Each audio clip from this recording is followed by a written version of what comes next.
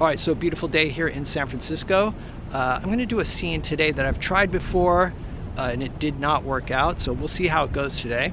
I want to include the street in the foreground on Telegraph Hill, and then also Yerba Buena Island, which is the island connected to the Bay Bridge. It's a lot of information, but I'd like to include it all if possible.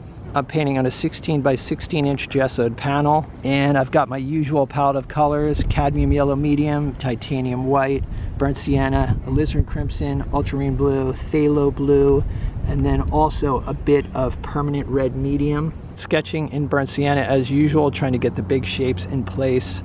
Actually had to move the bridge over to the left a bit and this street right here to the right a little bit because they were too far apart. Didn't make for a good composition. So I think I'm gonna go with this arrangement right here. I'm gonna try to focus on big shapes as usual. So in other words, this grouping of buildings right here will be one big shape. This grouping of buildings here will be a big shape. The water will be a big shape.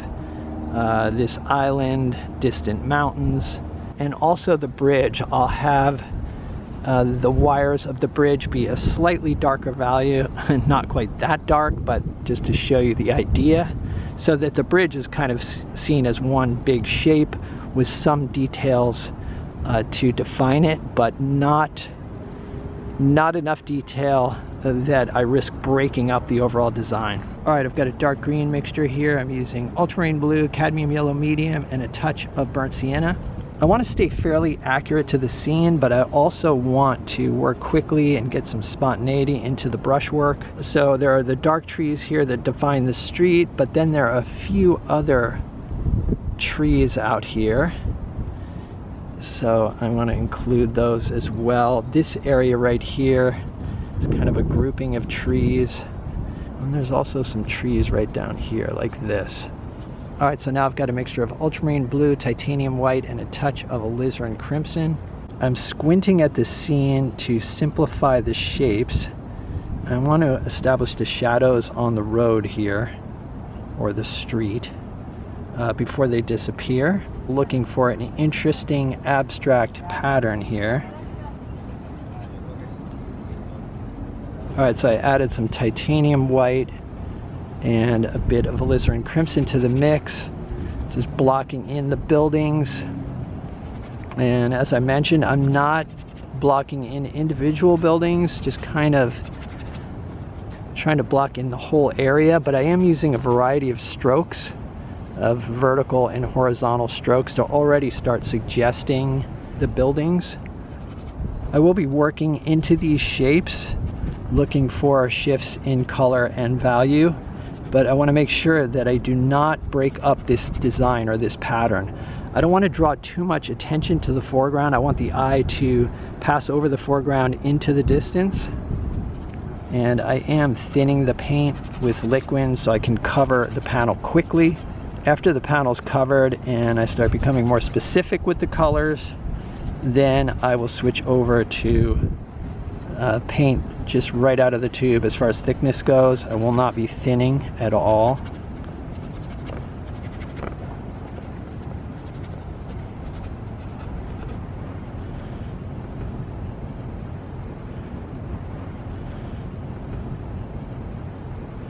There are quite a few highlights on the buildings. I will be adding highlights later to create some additional definition. All right, I added a bit of titanium white to my green to lighten it up and gray it down a bit, which will hopefully push it into the distance. Being that I do want to create a sense of depth, still squinting at the scene and simplifying the shapes. And I'm not afraid to change things if necessary to create a better composition. As you guys know, if you've watched the channel for a while, I'm trying to capture the scene, but I also am trying to do a good painting. And maybe I'll suggest a bit of the shoreline here, which kind of comes down at an angle like this. See, I might cover this up. This area is mostly trees up here. Just simplify this shape. I want to put in the roadway here. Goes something like that. And I'll be using the negative space behind the bridge to carve out the positive shapes of the bridge. Let's see, there's like a base of the bridge is like here.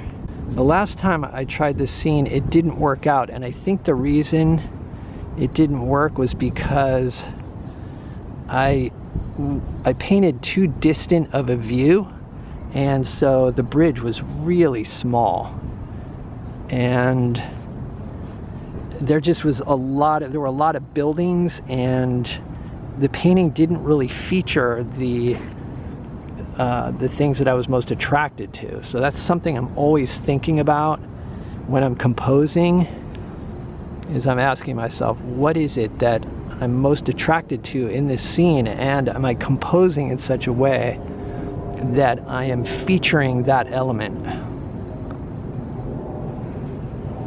For the distant hills, I've added quite a bit of titanium white to my shadow mixture. So it's basically ultramarine blue, titanium white, and a little bit of alizarin crimson. I'm not going to paint the individual wires on this bridge. I will be coming back and darkening the bridge shape here to sort of suggest the wires.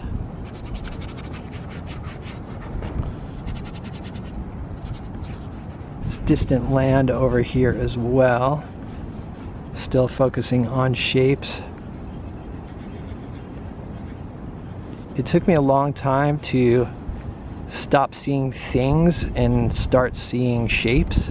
All right, I've mixed up an earth tone here using burnt sienna, a touch of ultramarine blue, and some titanium white, just blocking in the lighter portions of this island.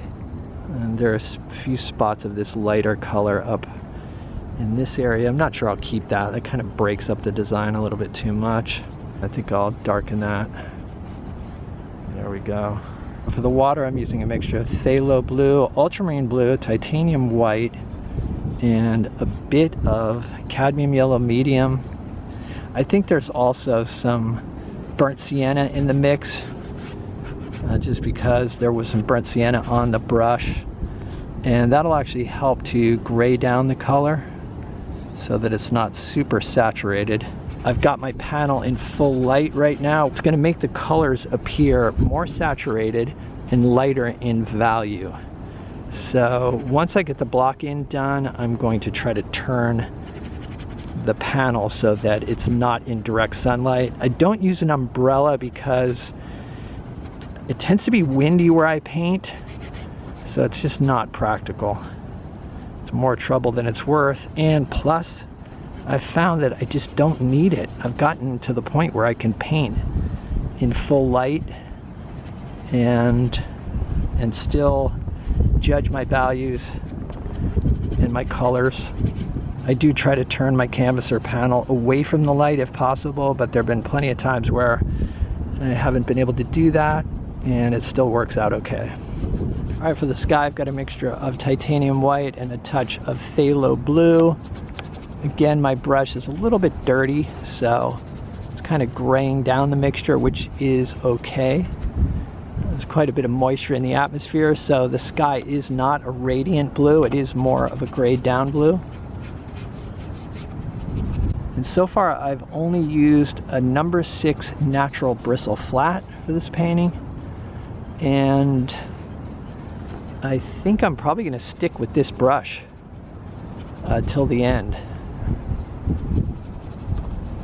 All right, I've got a warm gray mixture here for the street, and I've used burnt sienna, ultramarine blue, titanium white, and cadmium yellow medium. The streets are made of concrete, so they're kind of a light color, almost like I said, like a warm gray.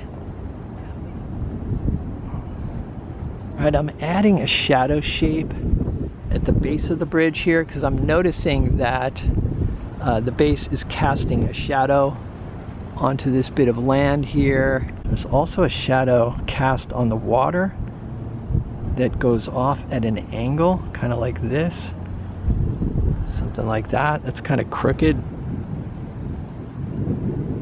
So there is the block in. I do like the arrangement of shapes. So the next step is to come in with thicker paint and try to tune up some of the colors and values. All right, so I've got a grayed down purple mixture here. It's kind of a mid-tone. I'm using ultramarine blue, alizarin crimson, titanium white, and a touch of burnt sienna. And I'm working into this mixture, looking for shifts of color and value here. But by working out of the same pile of paint, I am keeping consistency in the color and the value, because I don't want dramatic shifts within these shapes. Now adjusting the color and temperature on these trees.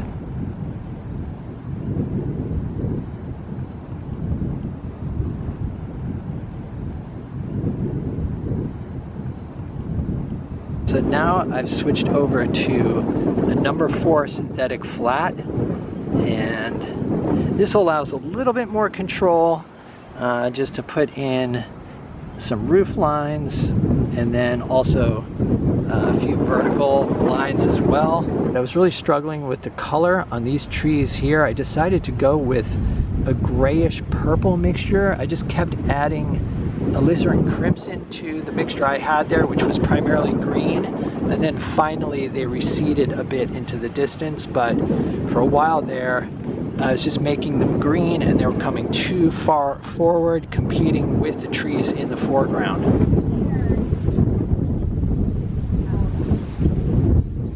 Alright, so here's what I finished up with. This painting took about 2.5 hours to complete.